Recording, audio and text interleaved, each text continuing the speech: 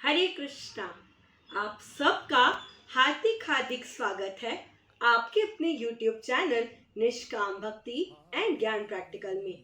तो आज की जो हमारी वीडियो है, इस वीडियो में हम लोग हरि नाम की महिमा के ऊपर कुछ थोड़ा सा चर्चा करने का प्रयास करेंगे। वैसे तो भगवान स्वयं कहते हैं कि मेरे नाम की इतनी महिमा है कि मैं भी नहीं बता सकता कि मेरे हरि नाम की कितनी महिमा है। तो अगर भगवान जो है वो अपने ही नाम की महिमा नहीं बता पा रहे, तो इस बात से ही विचार किया जा सकता है कि जो हरि नाम है इसकी कितनी कितनी ज्यादा जो है महिमा होगी। साथ ही में हमारे शास्त्रों में 4 युग बताए गए हैं: सतयुग, त्रेता युग, द्वापर युग और कलयुग। हर युग में भगवान को प्राप्त करने का अलग अलग साधन बताया गया है। जैसे सतयुग में भगवान को प्रसन्न करने के लिए लोग ध्यान इत्यादि किया करते थे, लेकिन कलयुग में हम जैसे लोगों के लिए ध्यान करना बिल्कुल भी संभव नहीं है।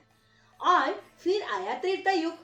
त्रेता युग में लोग भगवान को यज्ञ इत्यादि कर प्रसन्न किया करते थे, लेकिन कलयुग में हम जैसे लोग यज्ञ भी नहीं कर सकते, क्योंकि ना ही हमारे पास शुद्ध ब्राह्मण है, ना ही हमारे पास सामग्री इत्यादि है। तो कहने का मतलब ये है कि कलयुग में यज्ञ भी जो है नहीं किया जा सकता। फिर आया द्वापर युग। द्वापर युग में लोग भगवान को विग्रह सेवा अर्थात डीटी वर्शिपिंग कर जो है प्रसन्न किया करते थे। अब हम जैसे कलयुग के लोगों के लिए विग्रह सेवा भी करना भी संभव नहीं है, क्योंकि हम लोग वास्तव में नियमों में बंधना ही नहीं चाहते। तो इसीलिए कलयुग में जो है विग्रह सेवा भी नहीं की जा सकती। और द्वापर युग के बाद आया कलयुग। कलयुग में भगवान को प्राप्त करने की विधि है केवल और केवल हरि नाम। शास्त्रों में ऐसा वर्णन आता है, कहते हैं हरिर नाम नामेव केवलम कलौ नास्तेव नास्तेव गतिरन्यथा।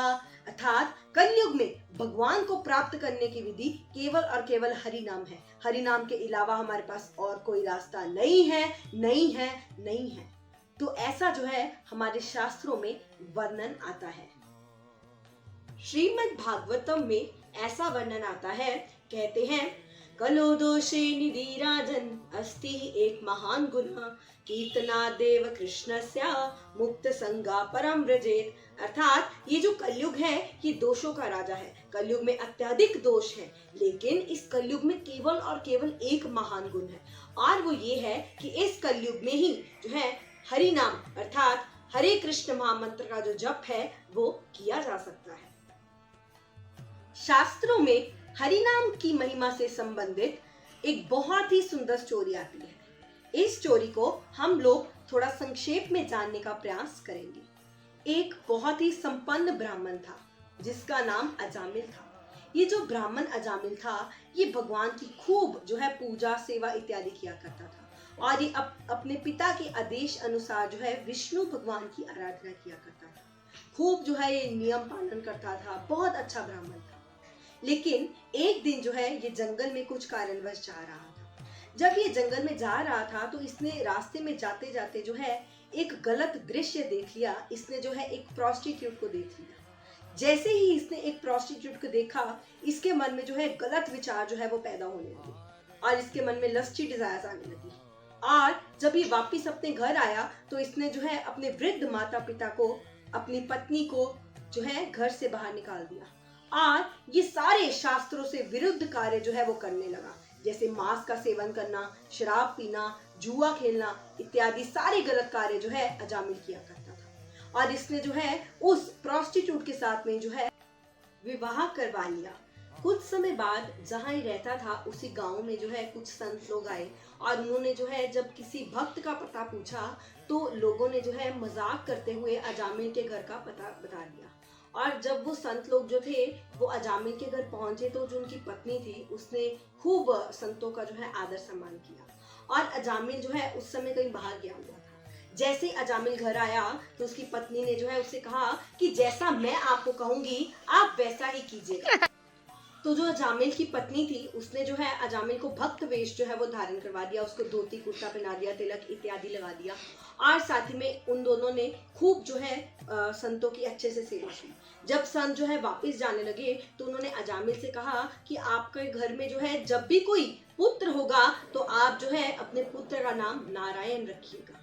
तो कुछ समय बाद अजामिल के घर में एक पुत्र हुआ और उन्होंने जो है संतों के कहे अनुसार उसका बच्चे का नाम जो है नाम नारायण रख दिया। अब ये जो अजामिल था इसकी आसक्ति जो है नारायण में बहुत ज्यादा थी। सारा दिन जो है ये अपने बच्चे को ही पुकारता रहता और सारा दिन ये नारायण नारायण नारायण ही जो है करता रहता था।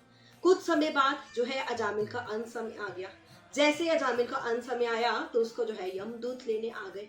अब जब यमदूत लेने आए तो अजामिल जो है यमदूतों को देखकर जो है डर गया और उसने जो है अपने बेटे नारायण को पुकारा। जैसे ही उसने अपने बेटे नारायण को पुकारा उसी समय वहां पर जो है विष्णुदूत आ गए। जब विष्णुदूत आए तो यमदूतों ने पूछा कि आप जो है यहाँ क्या कर रहे हैं, ये जो है बहुत ज्यादा पापी व्यक्ति है।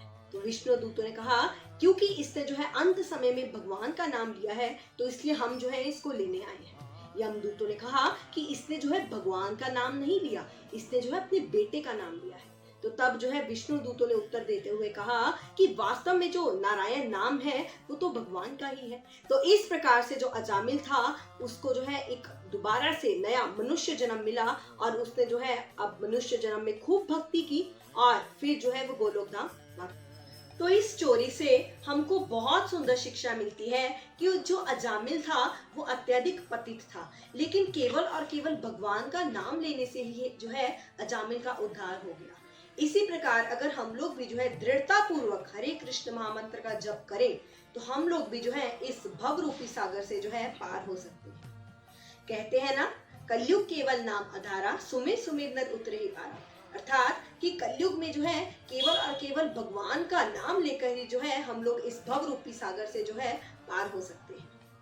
साथ ही में ऐसा भी बताते हैं कि कलयुग में भगवान में और भगवान के नाम में किसी भी प्रकार का भेद नहीं है।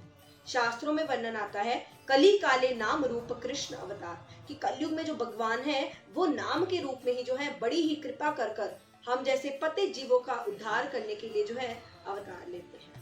कि प्रश्न उठता है कि भला भगवान का जो नाम है वो किस समय किस काल में जो है जपा जा सकता है।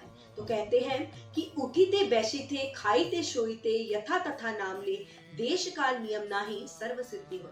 अर्थात ये जो भगवान का नाम है ये उठते बैठते खाते सोते कभी भी जो है जपा जा सकता है। कोई नियम नहीं है कि अभी भगवान का नाम लेना है और अभी नहीं लेना। तो इस प्रकार जो है हम सबको हरे कृष्ण महामंत्र का जप करना चाहिए और इस प्रकार जो है शास्त्रों में हरि नाम की महिमा के बारे में सुंदर वर्णन आता है। तो आप सब लोग हरे कृष्ण महामंत्र का जप कीजिए और अपने जीवन को सफलता के पथ पर आगे बढ़ाइए। आप सबका बहुत बहुत धन्यवाद। हरे कृष्णा। जगत गुरु श्रीला प्रभुपाद की जय।